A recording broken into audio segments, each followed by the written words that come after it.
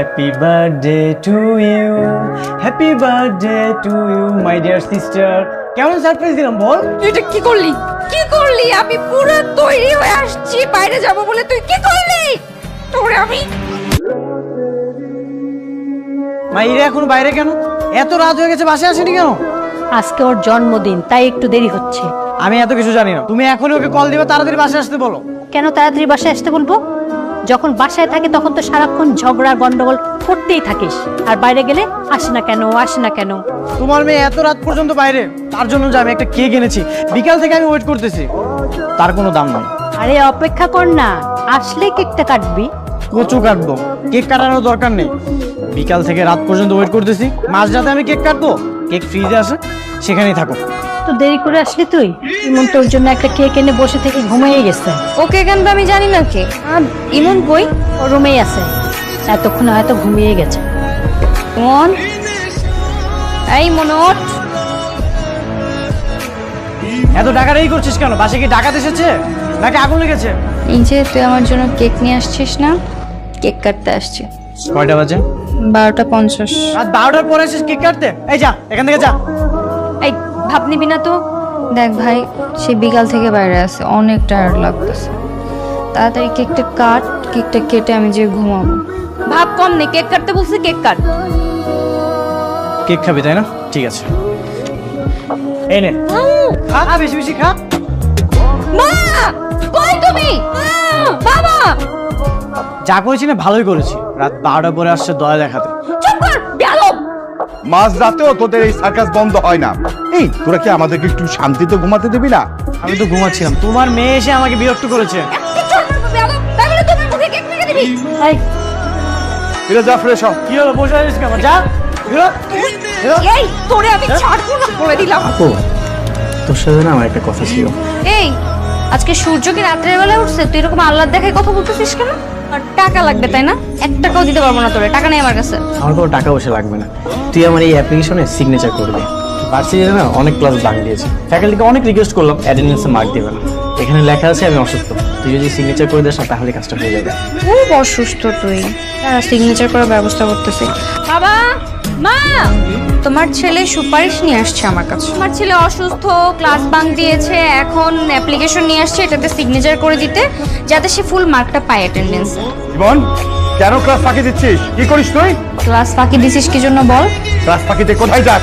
রাস্তায় মাস্তানি করিস নাকি? হ্যাঁ, তুই আমার বাসার থেকে আজকে বেরিয়ে যাবি। আহা, আমার তো কি করো সব? যেটা করছি ঠিকই করছি। ঠিক আছে, আমি বেরিয়ে যাচ্ছি। তোমরা সবসময় আমার সাথে শুধু এমন করো, তোমাদের তো আমি সন্তান না, ও একমাত্র সন্তান। তুই আমি কখন থেকে ফোন দিচ্ছি, তুই আমার ফোন ধরিস না কেন? আমার ইচ্ছা তাই আমি ধরি না। একটা থাপ্পড় দিব বেয়াদব। চল বাসে চল। তুই যা, আমি বাসাতে যাবো না। দেখিস নি তোর বাপ যে আমাকে বাসা থেকে বের করে দিছে? নিজে সব ঝামেলা লাগে, এখন গাছের গোড়া কেটে আগে পানি দিতে আসছো তাই না? আচ্ছা ঠিক আছে, সরি। তোর অ্যাপ্লিকেশনে আমি নিজে সিগনেচার করে দিব। চল এখন বাড়ি চল। আমি যাবো না, তোর জোর করে নিয়ে যাবো। বললাম না আমি যাবো না। আসলি যে ভার্সিটি বন্ধ নাকি?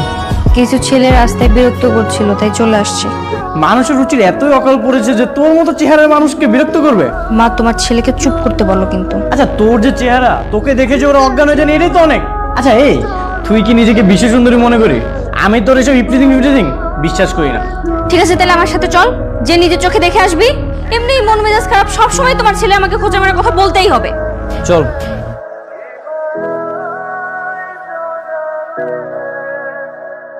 কি গো সুন্দরী, মাথা নিচু করে গেলে হবে নাকি?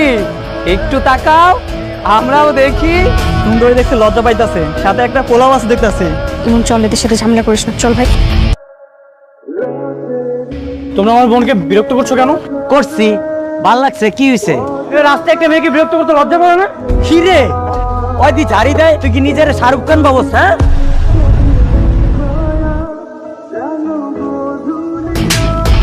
তুই কি বলে তুই এটা? কি হয়েছে?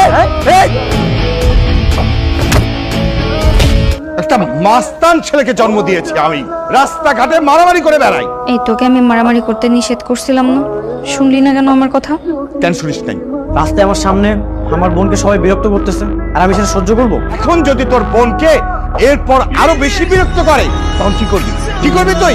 বাবা বাদ দাও না, তুই আর ওই রাস্তাতে যাবি না, ঠিক আছে? কেন যাবো না? কিরকম বেয়াদব ছেলে! বোনের মুখে মুখে তর্ক করছে। আমি কি নিজের জন্য মারামারি করেছি? আমি তো ওর জন্য মারামারি করেছি। তোকে আমি বাসা থেকে বের করে দিয়েছিলাম, সেটাই ভালো ছিল। আবার আমাকে বের করে দিবা? এমনিতেই তো তোমরা কেউ আমাকে সহ্য করতে পারো না। এই ফালতু কথা একদম বলবি না। তোকে কে সহ্য করতে পারে না? সবাই তোকে ভালোবাসে। তোর জন্য না কেউ আমাকে সহ্য করতে পারে না। তুই যতদিন এই বাড়িতে থাকবি ততদিন এই বাড়িতে থাকবো না। তুই চাস না আমি এই বাড়িতে থাকি? আমি তোর ভালো থাকা নষ্ট করে দিচ্ছি?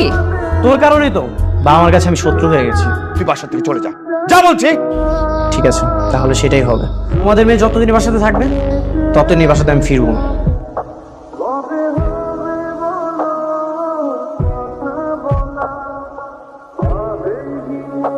কিছুদিন আগে তোমরা একটা ছেলের কথা বলছিলে না আমার বিয়ে দেওয়ার ব্যাপারে?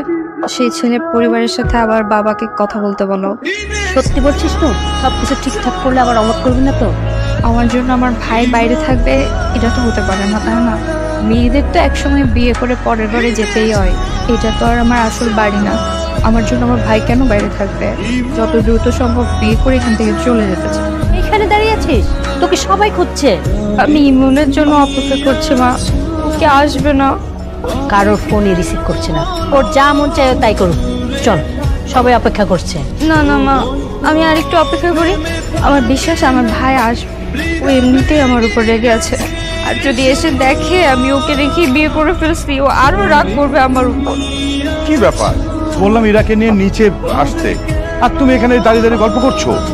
আরে তোমার মেয়েই তো যেতে চাচ্ছে না, ইমনের জন্য অপেক্ষা করছে। বাবা তুমি একটু ইমনকে ফোন দাও না। আমি তো অনেকবারই ইমনকে ফোন দিছিলাম, কিন্তু ফোনটা পিক করছে না। সবাই ওয়েট করছে। আয় মা, আয়। আর কাঁদিস না মা, গাড়িতে ওঠ। মা ইমন কি আর আসবে না? ওকে আমি রেখে যেতে পারবো না। নিজের জেদ বজায় রাখতে হয়তো আসবে না।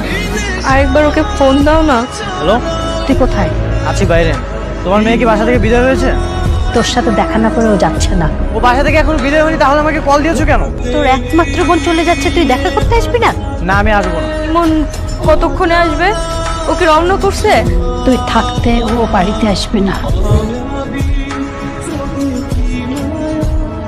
হ্যালো, মা ইমন আসছে?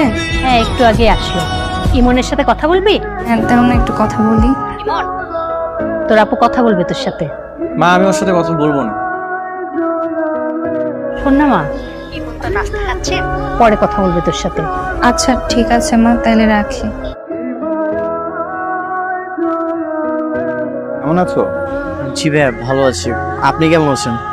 আলহামদুলিল্লাহ ভালো। এখানে কি করছিলে? তেমন কিছু না, এমনি এখানে আড্ডা দিচ্ছিলাম। বিয়ের দিন তো তুমি ছিলেই না, তার জন্য তোমার সঙ্গে আমার কোনো কথাই হয়নি। আজকে দেখা হলো, তাও কিনা এই রাস্তায়। হ্যাঁ, আমি একটু ব্যস্ত ছিলাম তো, এই জন্য আর কি। চলো আমার সঙ্গে বাসে চলো, তোমার আপাকে দেখে আসবে। না না ভাইয়া, অন্য একদিন যাব। ঠিক আছে, মনে থাকে যেন। ঠিক আছে ভাই। আচ্ছা থাকো। ভাইয়া একটু দাঁড়ান, আমি আসতেছি।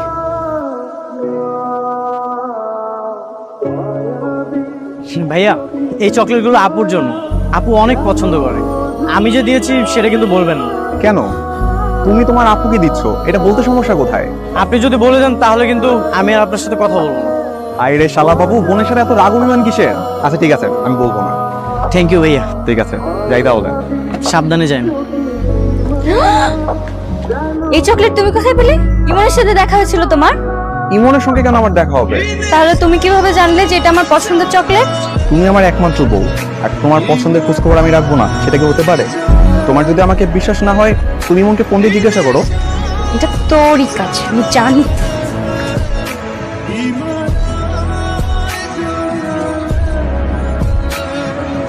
তুই কি আমার ফোন দিবি না? না, ফোন দিব না। ও যদি আর একবার ফোন দেয় তাহলে রিসিভ করব। হ্যালো, আমি শিহাব, তোমার দোলা ভাই। ও ভাইয়া, কেমন আছেন? আমি তো ভালো আছি, কিন্তু তোমার বোনের শরীরটা না খুব একটা ভালো নেই। কি বলছেন ভাইয়া? আপুর কি হয়েছে? প্রচন্ড জ্বর এসেছে, মেডিসিন খাচ্ছে কিন্তু তারপর জ্বর কমছে না, পরক্ষণে বেড়ে যাচ্ছে। এদিকে আবার জ্বরের ঘরে মাঝে মাঝে ইমন ইমন বলে ডাকছে। আচ্ছা ঠিক আছে, আমি আমার আব্বুকে বলতেছি তারা যেন তাড়াতাড়ি আপনাদের বাসাতে যায়। মা, দুলাভাই ফোন দিয়েছিল, আপুর নাকি জ্বর। হ্যাঁ জ্বর, আমার সাথে কথা হয়েছে। তোমরা এখনো বাসাতে কেন? এখনো যাওনি? আমাদের যখন সময় হবে তখন আমরা যাব।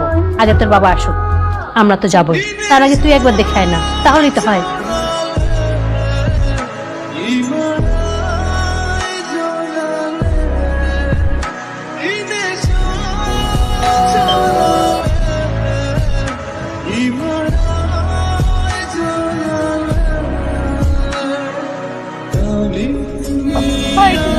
করছিস? হ্যাঁ আপু, তোমাকে জ্বর হয়েছে, তোকে আমি অনেক মিস করি রে।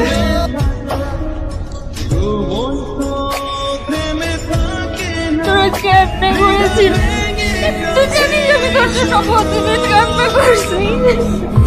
তুই আমাকে মাফ করে দে, আমি আর কখনো তোর সাথে অভিমান করবো না, কখনো অভিমান করবো না। এভাবে দরজায় দাঁড়িয়ে আর কতক্ষণ কান্না করবা? হ্যাঁ তাই তো, আমার ভাই কতদিন পর আসছে, কাঁদে না ভাই, আসতো। বস বস, কি খাবি তুই? হ্যাঁ দাঁড়া, তোর খাওয়ার ব্যবস্থা করে। শোনো না, যাও না একটু বাজারে যাও, বাজার করে নিয়ে আসো। আপু কিচ্ছু করা লাগবে না, তুই শরীরে না জ্বর? আরে জ্বর পালাই গেছে, ভাইকে দেখলে আবার জ্বর থাকে নাকি? আমার জ্বর জানাতে পালাই গেছে। তুই কি খাবি? গরুর মাংস, রোস্ট, পোলাও, বিরিয়ানি, কোনটা খাবি? আপু আমি খেতে আসিনি, আমি তোর সাথে একটু কথা বলতে আসছি। জানিস আপু, বাসাতে না আমার অনেক একা লাগে রে, আমি না তোকে অনেক মিস করি রে। ফোন দিলে ফোনও ধরে না, আবার বলে মিস করে। জানিস আপু, যখন আমি পিৎজা খেতে যাই তখনই তোর কথা মনে পড়ে, এই জন্য তো এখন আমি পিৎজাই খাই না। তুই আমার জন্য পিৎজা খাস না? পিৎজা না তোর পছন্দের? দাঁড়া, তোর পিৎজা খাওয়ার ব্যবস্থা কর। তোমাকে আর বলতে হবে না, আমি অলরেডি 2টো পিৎজা অর্ডার করে দিয়েছি। তোমরা আরো বেশি করে কান্নাকাটি করো। কান্না করতে করতে যখন ক্ষুধা লেগে যাবে, তারপর পেট ভরে পিৎজা খেও। আমি আর কান্নাকাটি করতেছি না। তুই কিন্তু 1 সপ্তাহ আমার বাসায় থেকে যাবি, আমি 1 সপ্তাহ আগে তোকে যেতেই দেবো না, ঠিক আছে? ঠিক আছে আপু।